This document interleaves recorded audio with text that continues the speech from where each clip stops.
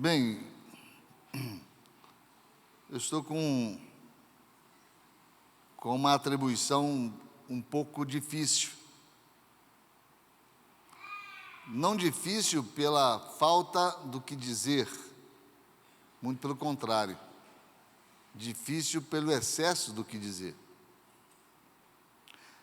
Nós sentamos para preparar uma palavra e aperfeiçoar uma palavra que já tínhamos sobre Maria, mãe de Jesus,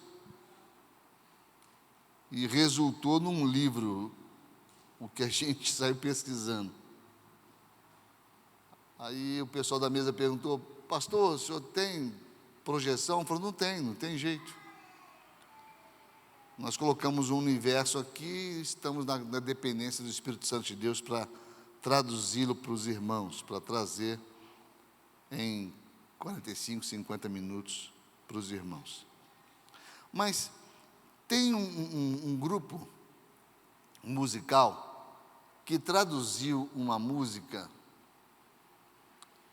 falando a respeito de Maria. E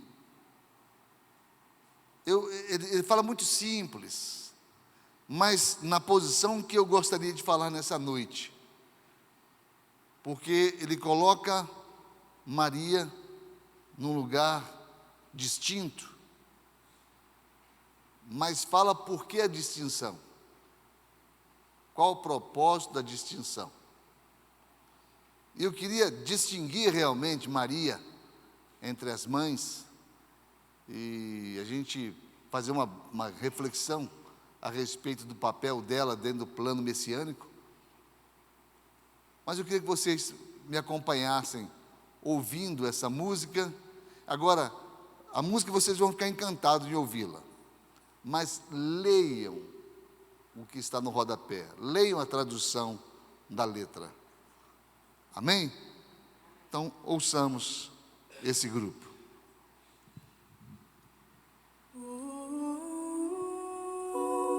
Nós temos um técnico em som, um profissional, que é o nosso irmão Alisson. Aí eu perguntei para o Alisson: Alisson, não tem produção por trás disso, não? A voz deles, isso é a capela, o som que vocês ouviram parecendo bateria, parecendo, é a boca daquele irmão que está tocando, ele fazendo com o som da boca. Não tem? Não tem. É a qualidade realmente do que Deus produziu nesse grupo. Então, não somente a qualidade do que a gente vê, é lindíssimo. Pentatonix, depois vocês ouçam as músicas deles. É um grupo a capela. Não somente a qualidade, mas a letra do que é mostrado. Porque algumas frases me marcaram muito. E uma das frases que me marcou muito foi: quando beijas o rosto do seu filho, beijas o rosto de Deus. Imagine a experiência de Maria, lidando com o próprio Deus, gerando cuidados pertinentes a uma criança, mas sabendo que um dia ele viria a se sacrificar por toda a humanidade. Eu queria caminhar com vocês um pouquinho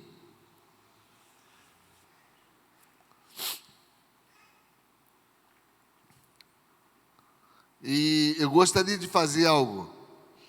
Todos os textos vão ser lidos na tradução católica Ave Maria, para nós sermos fiéis àquilo que se traduz sobre Maria, de acordo com aquilo que os nossos irmãos católicos se baseiam tanto na forma que creem em sua fé. Quero dizer para vocês que o farei com todo o respeito que cabe à pessoa da mãe de Jesus, Maria.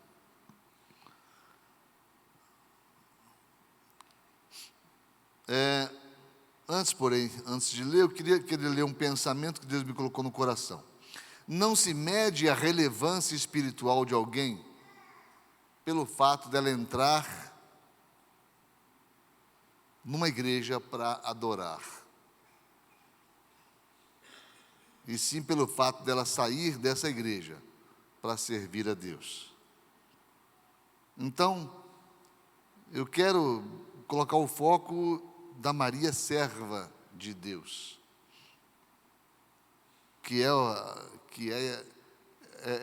o ângulo melhor de se falar sobre Maria, é a servidão dela. Lá em Lucas 1, de 27 a 35, na Bíblia Ave Maria, diz assim: no 6º mês, o anjo Gabriel foi enviado por Deus a uma cidade da Galiléia chamada Nazaré, a uma virgem desposada com um homem que se chamava José, da casa de Davi, e o nome da virgem era Maria. Entrando o anjo, disse-lhe: Ave, salve, cheia de graça, o Senhor é contigo. Perturbou-se ela com essas palavras e pôs-se a pensar no que significava semelhante saudação. O anjo disse-lhe: não temas, Maria, pois encontraste graça diante de Deus. Eis que conceberás e darás à luz um filho, e lhe porás o nome de Jesus. E ele será grande, e será chamado Filho do Deus Altíssimo. E o Senhor Deus lhe dará o trono de seu pai Davi, e reinará eternamente na casa de Jacó. E o seu reino não terá fim. Maria perguntou ao anjo: como se fará isso, pois não conheço homem algum? Respondeu-lhe o anjo: o Espírito Santo descerá sobre ti, e a força do Altíssimo te envolverá com a sua sombra. Por isso, o ente santo que nascer de ti será chamado Filho de Deus. É de se imaginar o que uma adolescente de 14 anos de idade, que era a idade que Maria tinha, quando recebe um anjo de Deus e percebe que ser um anjo, isso aí é uma figura inquestionável. Ela sabia ser um anjo, e ali ele entrega para ela uma missão tremenda e ao mesmo tempo terrível. Terrível no sentido do que ela passaria, as experiências que ela passaria a partir de então. Eu queria caminhar com vocês em algumas expressões que são de muita relevância, para que a gente fosse edificado nessa noite com a figura dessa mulher admirável que era Maria. Primeiro, ela foi descrita por Deus como agraciada, cheia de graça. O que é a graça de Deus? A graça de Deus é o favor imerecido de Deus. Então, não havia aqui nenhum tipo de meritocracia da parte de Maria. Havia uma graça de Deus em escolhê-la. É claro, isso é irrefutável, de que ela faria jus a essa confiança que Deus colocou sobre ela.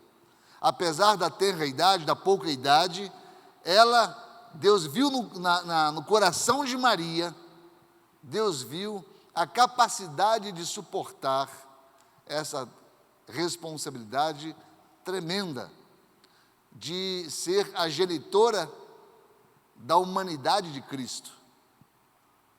Porque Jesus Deus, na Trindade, tinha a sua essência de Deus-homem em Deus, mas tinha a sua essência de homem-Deus em Maria.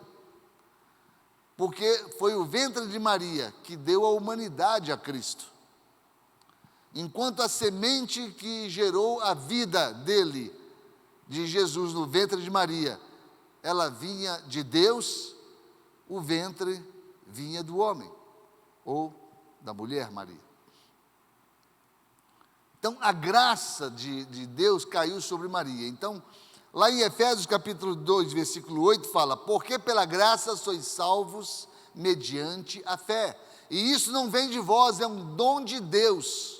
E diz o versículo 9, e não de obras, para que ninguém se glorie. Então, há aqui uma escolha da parte de Deus por Maria, que a torna ímpar em toda a humanidade.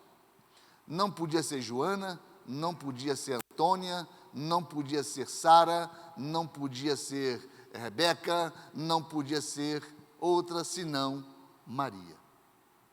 Então, é bom que a gente entenda que ela foi cheia da graça de Deus, porque ela estava preparada para ser cheia da graça de Deus. E Maria precisava dessa graça, assim como todos nós necessitamos da graça.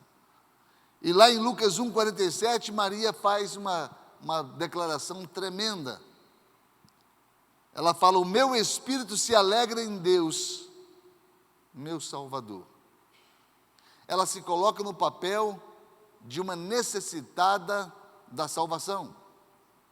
Ela se coloca no papel de alguém que precisava ser salva, como toda a humanidade precisa. Então, não havia na declaração de Maria nenhum sentimento ou uma evocação de uma personalidade de quem não precisasse ser vista como um ser humano. Maria diz: ele é meu Salvador, só necessita de um Salvador, que necessita de salvação. E todos pecaram e carecem da salvação, carecem da graça de Deus. E ela se coloca nessa posição reconhecida. Que coisa maravilhosa é nós olharmos para o lado de dentro dessa mulher e imaginarmos que ela estava preparada com tão pouca idade, ela estava preparada para receber essa missão de ser mãe, e não é mãe de qualquer um, a mãe do Salvador, Jesus Cristo. A Bíblia se limita a dizer, e nós vamos, pela palavra, a gente crê naquilo que a Bíblia nos diz. Enquanto a Bíblia fala, nós ouvimos; quando a Bíblia se cala, nós nos calamos. E a Bíblia nunca diz que Maria foi qualquer coisa além dessa mulher especial que ela foi, dessa mulher extraordinária que ela foi. E ela se coloca debaixo de, lá em Lucas 1, de 27 e 28, como ser humano. Ela se coloca também se posicionando com relação à necessidade da salvação. Lá em Eclesiastes 7,20 prediz sobre ela. Paulo, em Romanos 3,23, fala a respeito da necessidade. Em Romanos 6,23 também. Em 1 João 1,18 também.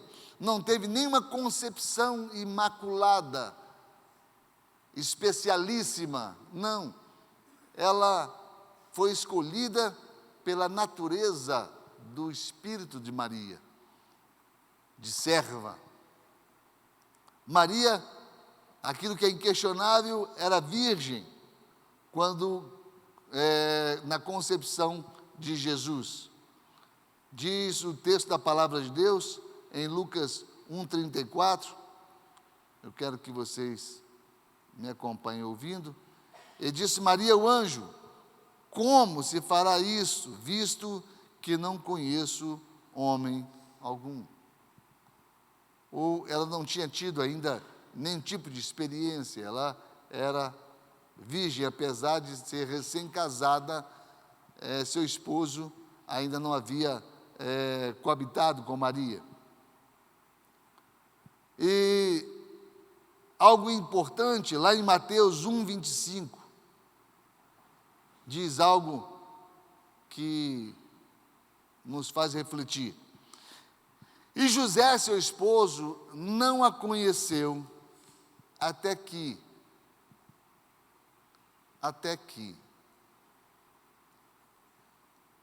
deu à luz ao seu filho. E José não a conheceu até que.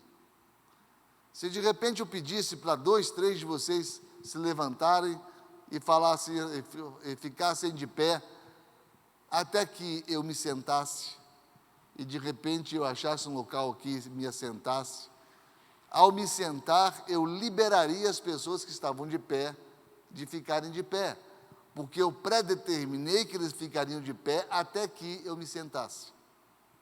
Eu delimitei uma verdade. Vejam se vocês compreendem diferente. Vejam só, a família do pastor Lindomar, por favor, colaborem comigo. Fiquem de pé. E permaneçam de pé até que eu me assente.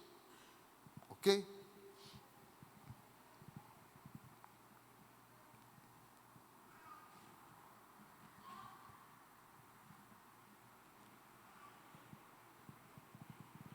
Permaneçam de pé até que eu me assente. Me assentei. Obrigado, pastor Lindomar. O que é isso que eu fiz? Obrigado, viu? Essa família é maravilhosa. O que eu acabei de fazer? Eu delimitei um tempo determinado, uma situação, uma causa, e é isso que o texto nos diz. E não a conheceu até que ela deu à luz ao seu filho primogênito. O que é ser primogênito? É ser o primeiro entre outros. O que é ser unigênito? É ser o único a ser gerado. Jesus, perante Deus, ele era o unigênito do Pai. Até que, lá em Mateus capítulo 6, pediram para ele orar a oração de Hadish. O que é a oração de Hadish? É uma oração que os judeus fazem em função dos mortos. E Jesus para e inicia o plano messiânico dele como primogênito do Pai, dizendo: Pai nosso que estás nos céus. Ele era o unigênito do Pai. Então ele não precisava dizer Pai nosso, mas somente Pai meu Pai, porque ele era o único filho gerado pelo plano messiânico. Mas ele paralisa o seu período de unigênito e inicia o processo messiânico de salvação de toda a humanidade. Começando dizendo: Pai nosso que estás nos céus, santificado seja o teu nome. Venha o teu reino, seja feita a tua vontade, assim na terra, como ela é feita no céu. Ele nos insere dentro da paternidade de Deus, iniciando, deflagrando naquele momento o plano messiânico de salvação de toda a humanidade. Mas, a partir da sua humanidade, ele nunca foi o unigênito. Porque aqui diz que José não conheceu Maria até que o primogênito fosse posto de pé, ou tivesse nascido. Interessante, queridos, é que lá na Bíblia Ave Maria, tá, queridos? Eu estou lendo na Bíblia Ave Maria. Lá em Mateus 13:55, diz assim, e eu quero fazer uma parte disso aqui. Jesus, entre sua família, seus irmãos, inicia milagres, pequenos milagres, na pequena cidade de Nazaré. E o que acontece? Começa a incomodar os vizinhos. Porque ele próprio diz lá, e determina mais na frente, que nenhum profeta é bem recebido em sua própria casa. Mamãe, papai, imagine você, de repente, o seu filho começar a orar por outras crianças e essas crianças serem curadas. Imagine o seu filho, de repente, orar sobre alguém que tenha uma enfermidade que é totalmente visível e perceptível, e de repente essa pessoa ser curada. Vai causar uma certa confusão na família. E foi isso que estava causando. Eles foram para a festa da Páscoa e Jesus, entre os seus, antes de sair, começa a atuar com maravilhas, começa a se distinguir dos seus irmãos. E eles falam para Jesus assim: vem cá, por que você não faz esses sinais lá no meio do povo? Para que as pessoas entendam quem é você, para que as pessoas percebam que é chegado um novo tempo. E ele falou, porque não é chegada a hora ainda, porque ele não podia se mostrar socialmente ainda, antes dos 30 anos, que é a maioridade judaica, para essa finalidade. Então ele não podia ser tido como sacerdote em sua família, mesmo já sendo arrimo de família, mesmo já sendo responsável pela sua família, seu pai já havia falecido. Não tinha como ele iniciar antes dos 30 anos. E aqui, nesse texto, Mateus 13:55, diz assim, os vizinhos dizendo, não é este aí o filho do carpinteiro? Não se chama sua mãe Maria? E os seus irmãos não são o Tiago, o José, o Simão e o Judas? Não é Judas Iscariotes, não, é Judas, irmão de Jesus, isso aqui. Tiago, José, Simão e Judas. Ainda em outro texto, fala assim, dá um complemento. Lá em Mateus 13:55, 56, lá no versículo 56, né? Fala assim.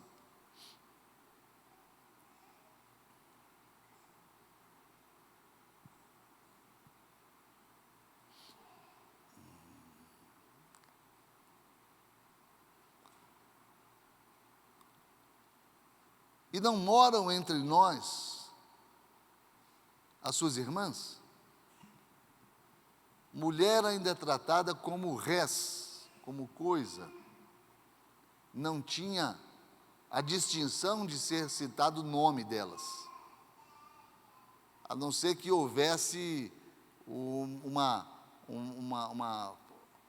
forte influência social da parte dessa mulher. Como era o caso de Maria, que foi citada como mãe de Jesus. E ali as pessoas ficavam pasmas de ver que aquele menino Jesus havia uma prodigidade nele muito grande, uma sabedoria muito grande.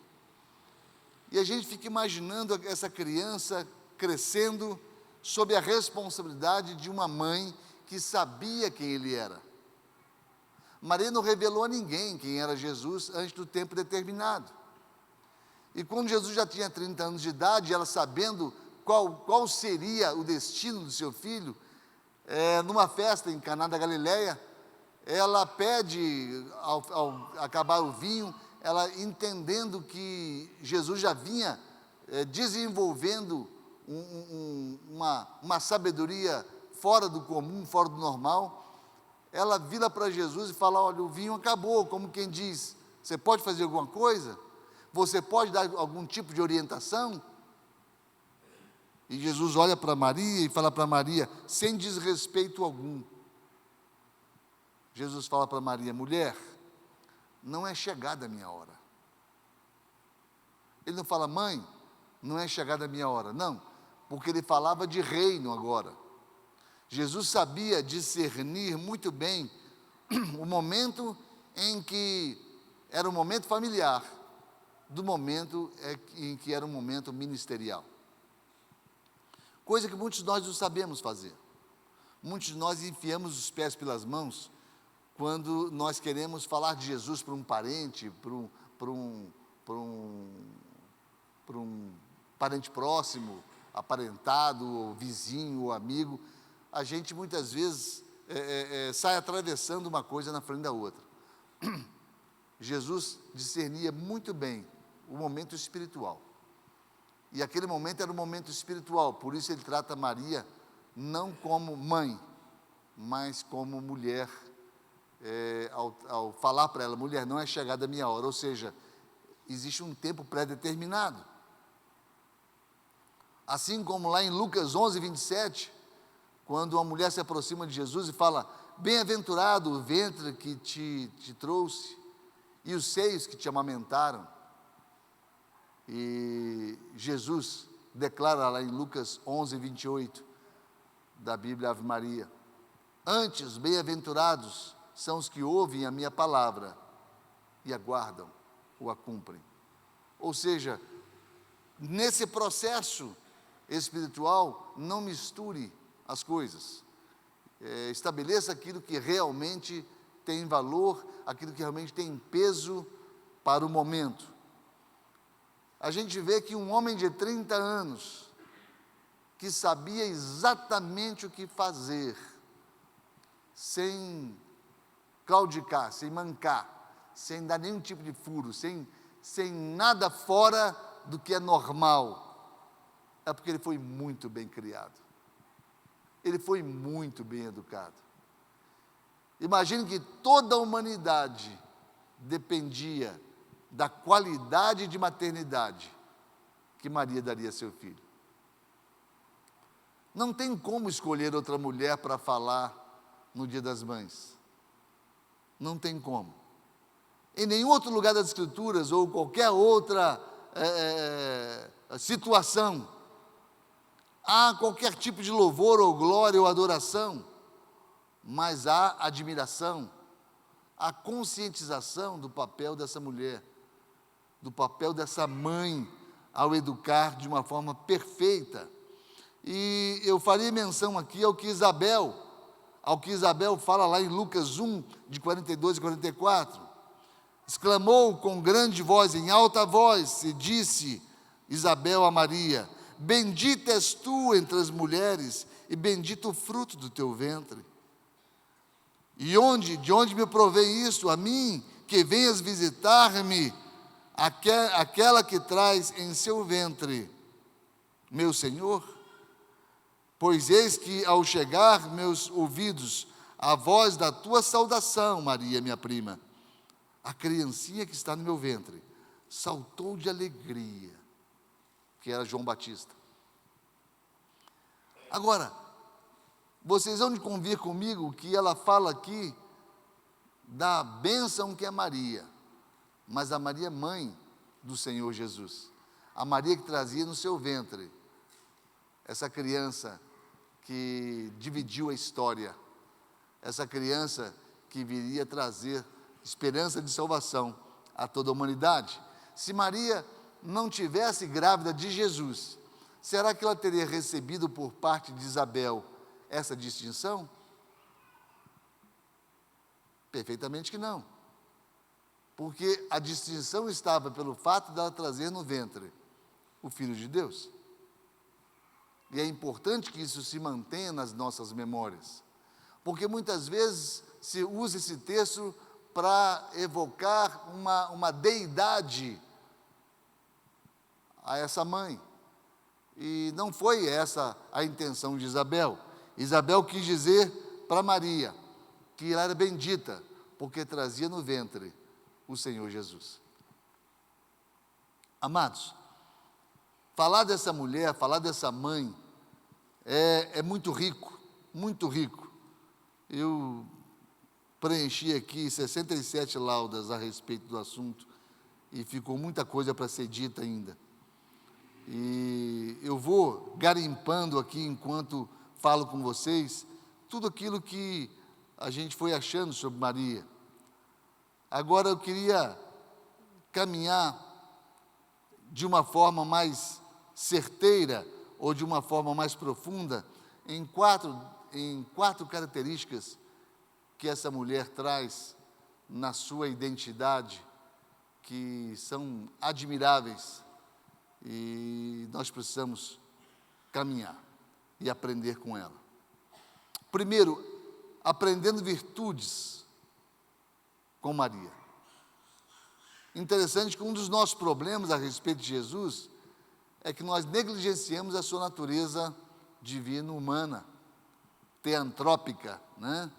Herdou de Deus a natureza divina e de Maria a natureza humana.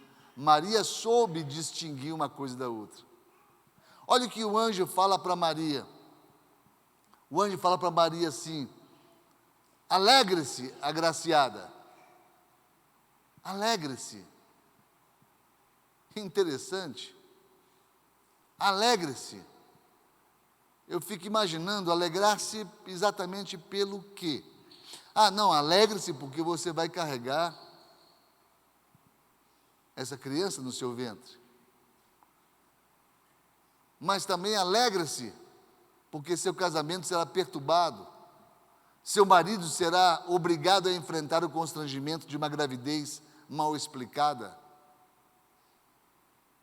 Alegrar-se por isso? Alegrar-se pela difamação que receberia? Uma jovem de 14 anos que de repente vira para a família e fala: estou grávida. Mas grávida de quem? Você não conheceu seu marido ainda? O que você andou aprontando, menina? O que aconteceu? Ah, um anjo veio. O quê? Anjo? Que história é essa? Imaginem o constrangimento dessa jovem ao trazer ao conhecimento social dos seus parentes, seus pais, do marido, o fato de que, de uma forma inexplicável ou inacreditável ou de difícil compreensão, ela surge grávida. A gente ouve muito disso aqui no Brasil, lá no norte, lá, o boto rosa, o boto engravidou, o boto. Porque de repente é uma história que precisa ser checada, precisa ser acompanhada, porque é algo extraordinário, ou não? Ou eu estou equivocado? Então, de repente, o anjo fala para ela: alegre-se, porque você vai passar um apuro doido para explicar para os seus pais que você está grávida do Espírito Santo de Deus. Alegre-se.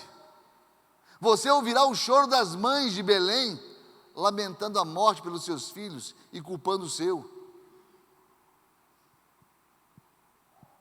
Por quê? Porque o governo romano, subjugador romano, fica sabendo da natureza de um reino entre os dominados, que são os judeus, de um reino que se estabeleceria e o rei deles estaria nascendo. Então matem as crianças, porque a gente não sabe quem é o rei morrerá junto. E de repente matam-se tantas crianças por causa desse dito rei. Então alegre-se, porque você vai ser acusada de motim. Alegre-se, porque você será a causa da morte de dezenas e até centenas de crianças buscando matar o seu. Alegre-se, porque você será obrigada a viver no Egito, exilada dos que querem matar seu filho. Alegrar-se do quê? Eu vou me exilar no Egito, uma terra distante, uma terra sem meus parentes, sem as pessoas que eu conheço, porque eu trago no ventre aquele que é prometido para a libertação dos judeus. Alegre-se, porque você verá seu filho sofrer, apanhar com um chicote dos soldados romanos. Alegre-se por isso. Que mãe se alegra em ver o sofrimento de um filho? Que mãe se alegra? Nós acompanhamos filhos e filhas, filho e filhas, e graças a Deus, casados há 40 anos, já não temos mais criança, né? E de repente eu vejo o meu amor preocupada com as filhas ou com o filho, como se fossem crianças. Mas é natural de uma mãe que ama. Normal. E a gente fica imaginando Maria sabendo que Jesus remiria os pecados da humanidade na cruz do Calvário. Como ela poderia se alegrar? O que exatamente o anjo queria dizer com isso? Alegre-se. Alegre-se, porque você vai contemplar seu filho morrendo, a mais terrível de todas as mortes. Como alegre-se? Então é incompreensível, queridos, o que havia no coração dessa jovem. Quando somos chamados a servir a Deus, nós não perguntamos mais qual é o preço que eu tenho que pagar. Mas nós perguntamos para Deus, quanto eu vou lucrar ou vou receber em recompensa para servir a Deus? Nós hoje não pensamos mais como Maria pensava. Maria se tornou o próprio sacrifício. Eu lembro uma música que tinha muito tempo que se cantava, não sei nem de quem é, não sei se era de Rita Lee, que falava sobre a vida de Maria e falava do sofrimento dela. E eu achava interessante a ótica que a música foi composta, mostrando o lado de sacrifício dessa mulher, dessa mãe chamada Maria. A gente não para pensar nisso. Não pensa que ela deveria estar sendo lembrada pelo ícone que foi, de sofrimento, de renúncia, de entrega, de servidão. Ninguém se alegraria com tanto sofrimento. Ninguém cumpriria tão cabalmente o que o apóstolo Paulo fala, porque na tribulação nós devemos nos alegrar, porque é uma forma de nós sermos formados e alicerçados na nossa fé, nas nossas convicções. Na tribulação produz perseverança, na perseverança produz experiência, na experiência se produz esperança. Então, não tem como ter esperança em dias melhores se você não estiver pronto às tribulações, porque tribulação faz parte da vida. Agora, o difícil é você fazer como Maria, alegre-se nas tribulações. Poxa, é importante destacar que nós hoje vemos a cruz como triunfo.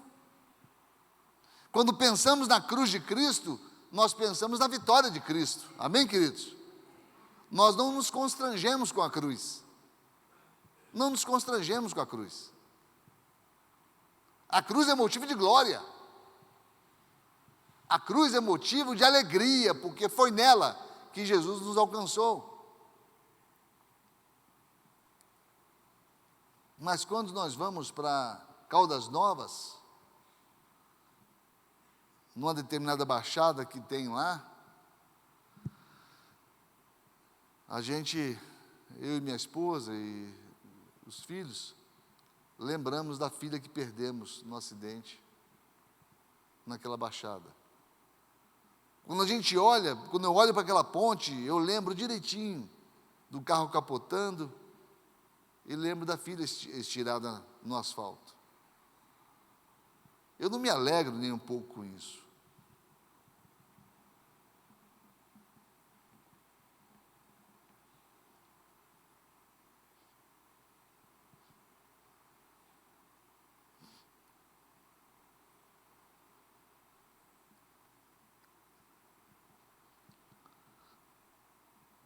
Desculpe.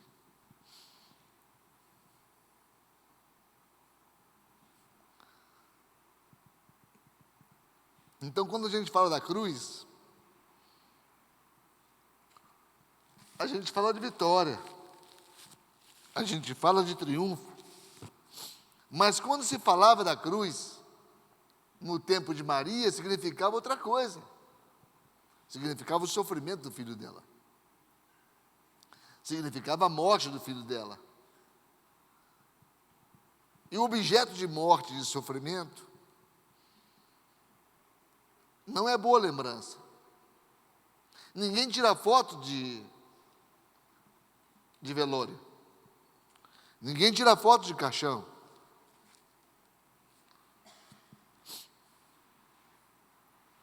Porque nós não queremos rememorar aquilo que nos gera sofrimento. A palavra de Deus fala: eu quero trazer à memória aquilo que me traz esperança. Então imaginem vocês que Maria teve que conviver com o objeto do sacrifício do filho, assim como o filho conviveu com o objeto de sacrifício. Jesus lidou com madeira a vida toda, com prego, com martelo. Era marceneiro, carpinteiro. E Maria, cada vez que ouvia o prego bater na madeira, certamente ela era reportada à lembrança da cruz. Porque Jesus não foi o primeiro a ser crucificado, não. Morte de cruz era a morte mais terrível que existia na época. Só bandidos que se levantavam contra o Estado, só crime político, só crimes hediondos é que eram levados para a cruz, porque era o sofrimento mais terrível. Então vocês imaginam quando José mexia com madeira e ela via o filho dela, a criança, correndo para lá e para cá. Ela sabia o destino daquela criança, porque os profetas já haviam dito, porque Isaías 61, Isaías 54, Isaías 53, Jeremias, todos já vinham escrevendo a respeito do sacrifício, da dor. E é dessa maneira que Maria se sentia. Maria se comportou renunciando a si mesma em prol de Deus e do seu projeto, mas contra a natureza de mãe que ela tinha. Chamada para servir a Deus, mas chamada para o sofrimento. Não foi um chamado fácil. Muita gente fala: Maria, mãe de Jesus, Maria, e evocam aí as qualidades do ser mãe de Jesus. Amados, Deus sabe que eu falo com toda sinceridade para vocês. São as duas naturezas que se confrontaram de uma forma dentro da história, de uma forma terrível, que uma mulher de tenra idade teve que enfrentar, que era a submissão à vontade de Deus e lutar contra a natureza de mãe que ela tinha.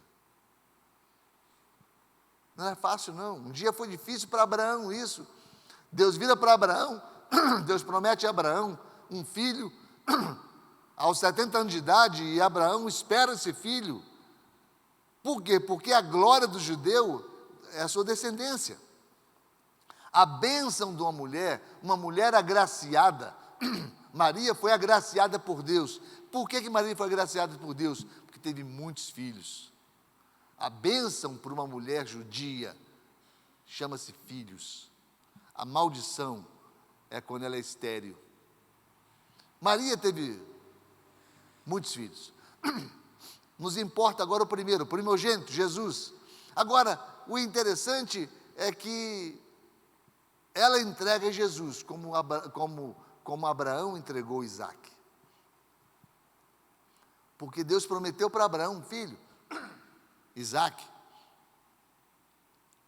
Abraão esperou 30 anos por esse filho, dos 70 anos até os 100 anos de idade.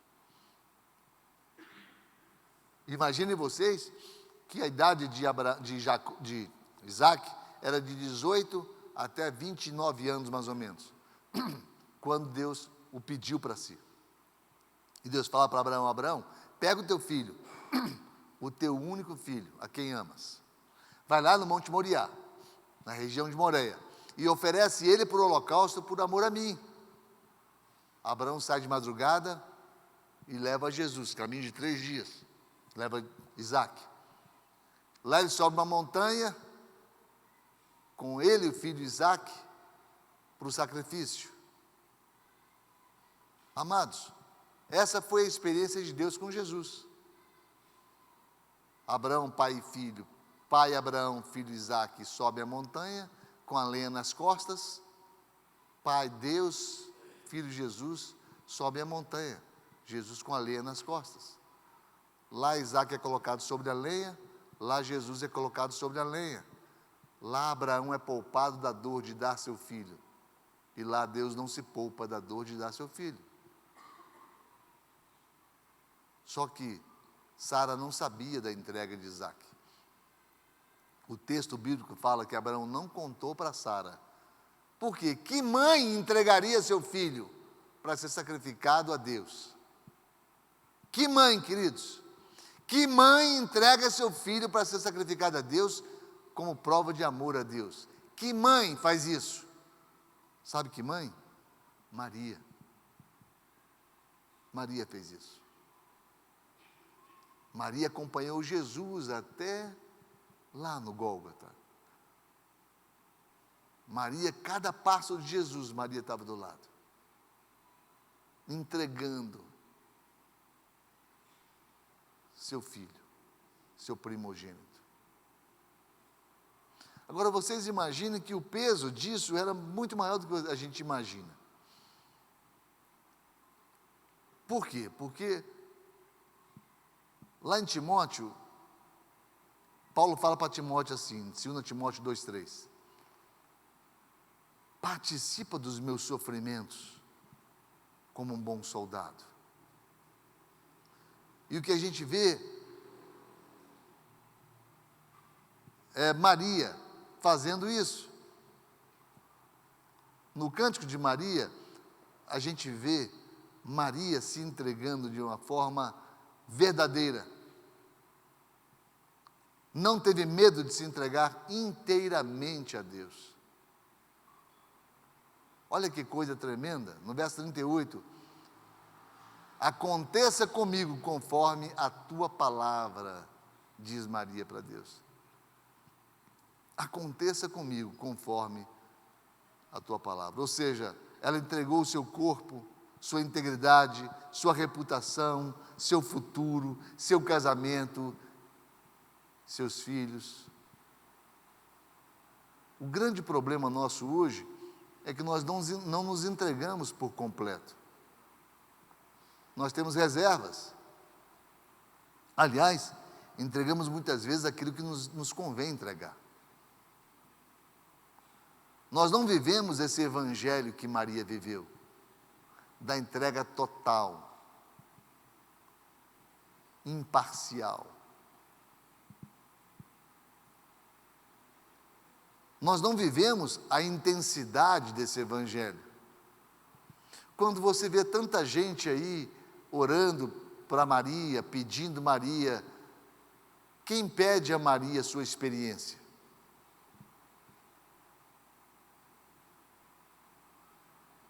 Onde estão os nossos irmãos católicos que não lembram, rememoram Maria pedindo a sua experiência?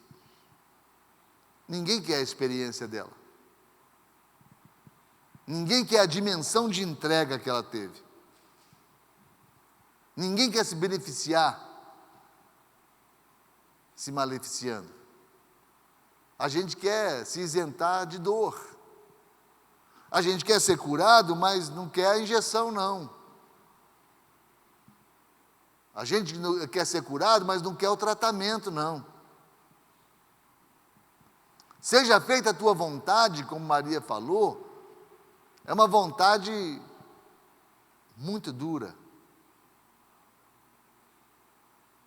Porque Deus sabia o quanto seria duro para Jesus. Eu fico imaginando no caráter de Cristo, o caráter de entrega dele, é exatamente o caráter que ele viu na mãe dele. Ele foi criado com essas características que Maria lhe ensinou. Conduta permitida é conduta ensinada. Maria ensinou para Jesus essas características que nós vemos em Jesus. Quando Jesus está lá no Monte das Oliveiras, suando gotas de sangue, ele pressente o sofrimento que teria, não na cruz, pelo simples cravo que seria colocado sobre ele, mas pela renúncia do papel de filho. Pela renúncia. Uma vez eu perguntei aqui na igreja, e causei assim uma certa estranheza de alguns, quando eu perguntei: quantos espíritos você tem? Lembram disso? E eu pergunto de novo: quantos espíritos você tem dentro de você?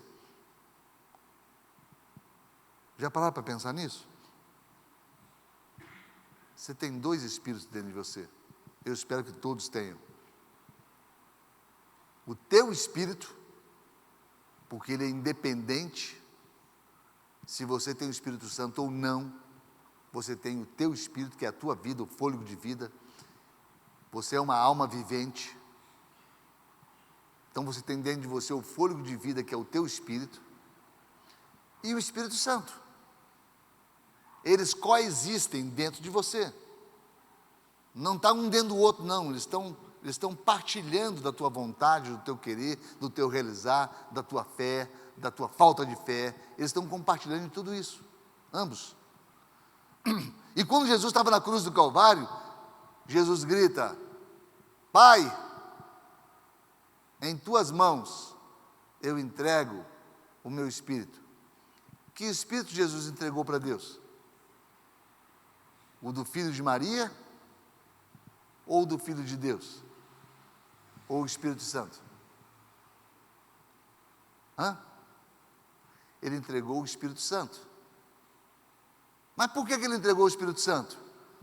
Porque ele precisava se esvaziar da sua deidade para experimentar o pecado de toda a humanidade.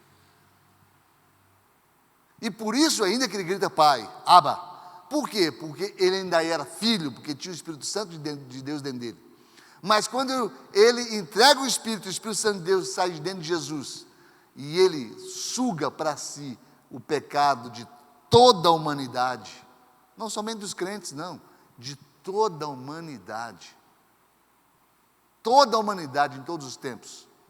Naquele momento, Jesus puxa para si a culpa de toda a humanidade, o pecado de toda a humanidade.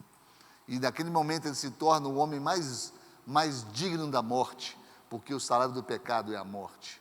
E Jesus era o homem mais merecedor da morte que já passou na face da terra. Qual foi o próximo passo? Ele grita: Deus meu, por que me desamparaste? Porque ele estava só, sem o Espírito Santo agora. Somente o filho de Maria, naquele sofrimento terrível. E onde estava a mãe dele?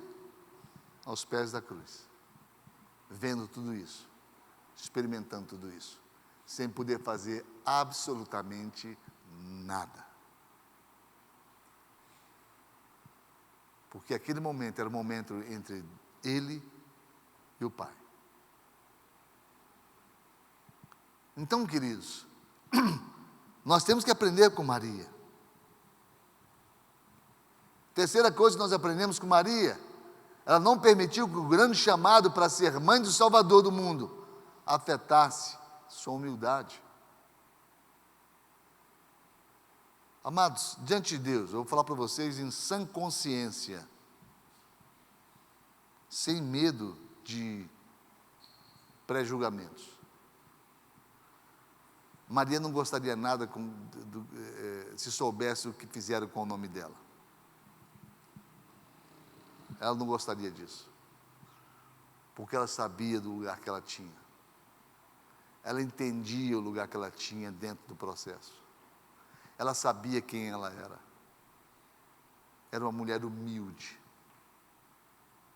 uma serva, Apesar de Maria ter sido escolhida como mãe do Filho de Deus, ela continua a mesma, não alterou seus valores, nada subiu a cabeça dela como orgulho de ser a mãe do Messias. Se de repente fosse uma mulher de hoje, ela estaria fazendo uma selfie. Eis a mãe do Messias. Ei-la. Né? E ainda ia botar Photoshop, porque ia achar que estava ruim.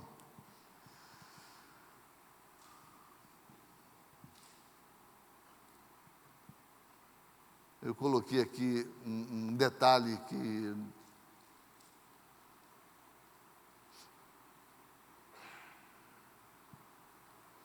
como alguns poderiam estar, inclusive, de frente ao espelho, cantando Grandioso és tu. Ela certamente não teria a postura que muitos cristãos têm hoje em dia com o nome dela. Quando Madre Teresa de Calcutá foi convidada para receber o Prêmio Nobel da Paz, ela respondeu: não fui chamada para receber prêmios, mas para cuidar de vidas. Que coisa maravilhosa. Homens como São Francisco de Assis, que abandonou a vida de riqueza, de conforto para viver entre os pobres. Pessoas que não têm nada a ver com aquilo que lembram dele. Eu lembraria de Maria pelo sofrimento, pela entrega, pela serva que ela foi. Um papel ilibado de mãe, num processo tão terrível, de tanto sofrimento. Eu queria que ficasse, e assim a gente termina aqui no quarto aspecto que nós aprendemos com Maria. Maria nos ensina que sua posição como mãe de Jesus não a fez imaginar que ela não precisasse de oração. Está lá em Atos 1, 12 a 14, está escrito assim, ó. Então voltaram para Jerusalém do monte chamado das Oliveiras, o qual está perto de Jerusalém, à distância do caminho de um sábado. E entrando, subiram ao cenáculo, onde habitavam Pedro, Tiago, João e André, e Filipe, e Tomé, Bartolomeu e Mateus, e Tiago, filho de Alfeu, Simão Zelote, e Judas, irmão de Tiago, e irmão de Jesus. Todos estes perseveravam unânimes em oração e súplica, assim como as mulheres e Maria, mãe de Jesus, estava entre eles. O que Maria estava fazendo orando? Maria sabia do quanto necessitava das bênçãos de Deus, da proteção de Deus, do cuidado de Deus, pós-morte de Jesus. Havia um sofrimento incontido no coração daquela mãe. Porque mães nunca deixam de ser mães. Eu creio que quando Maria morreu, havia no coração de Maria uma gratidão muito grande pelo homem Jesus ter sido um dia o Filho de Jesus. Vamos ficar de pé? Eu quero te convidar a essa reflexão e o entendimento que tudo aquilo que eu falei é o que a Bíblia fala sobre Maria. Tem muito mais, é claro, tem muito mais, muito mesmo. A igreja moderna está fazendo uma oração teórica para alcançar bênçãos.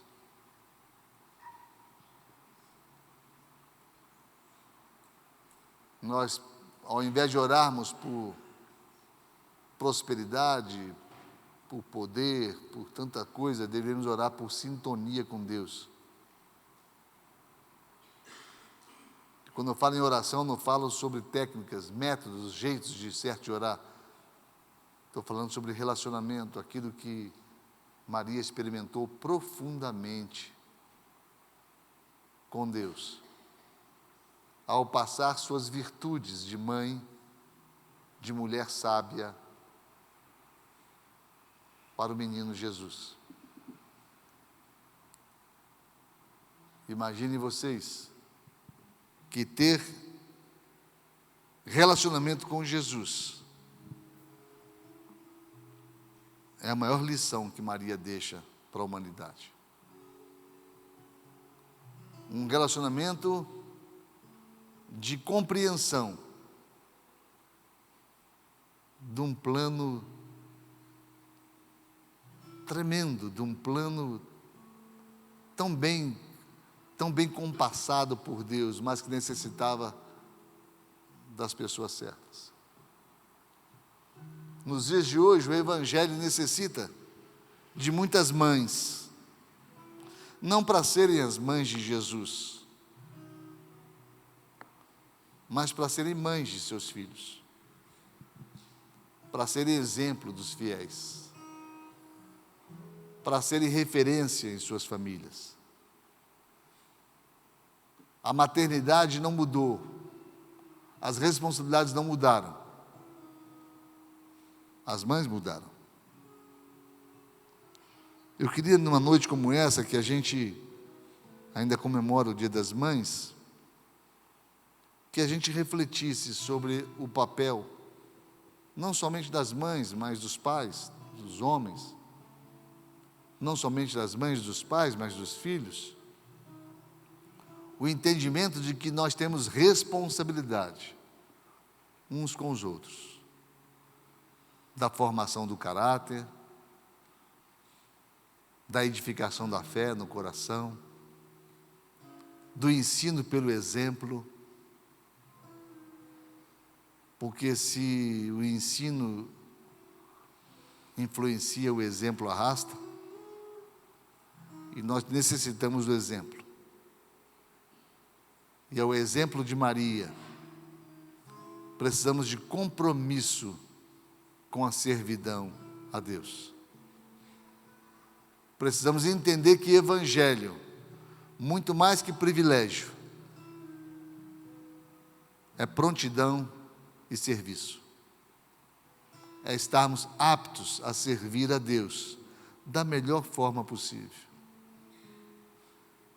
E agradecer a Deus por pessoas como Maria, que serviram com a própria vida, que deram toda a felicidade que não encontraram devido ao compromisso que tinham. Todo o envolvimento e prejuízo social, muitas vezes prejuízos inadministráveis. Porque eu fico imaginando o julgamento, o pré-julgamento que fizeram dessa mulher. Hoje nós compreendemos bem quando a gente lê: o anjo visitou Maria. Mas imaginem vocês, isso vivido a seu tempo. Feche seus olhos. Pai, no nome de Jesus, nós queremos te glorificar, porque a tua graça, a tua misericórdia que nos alcança dia após dia, levanta pessoas hoje, Senhor Deus, que se entrega a Ti de uma forma ampla e restrita. E nós queremos experimentar isso, Senhor Deus. Pessoas como Maria, pessoas como Paulo, pessoas como André, pessoas como Pedro e tantos outros, Senhor Deus, que entregaram sua vida, sua liberdade, seus sonhos, seus projetos nas Tuas mãos.